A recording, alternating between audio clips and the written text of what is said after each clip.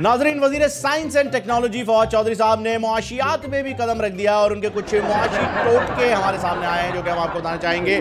उनका कहना है कि गधे को सब्ज ऐनक लगाकर घास की बजाय हम तूड़ी खिला सकते हैं।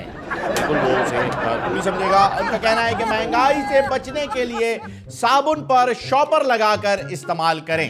इसके साथ साथ उन्होंने कहा कि सहरी के वक्त आप एसी तेज चलाएं, जितना तेज चला सकते हैं उतना तेज चलाएं। उस ठंड से आपको ये लगेगा कि रोजे सर्दियों के हैं, मगरिब की अजान जल्दी हो जाएगी। इसके साथ साथ उन्होंने बताया कि अगर आपका वक्त ठीक नहीं चल रहा तो अपनी घड़ी का सेल बदल लें, एवं ही जज्बाती नहीं होया करें हर बात में।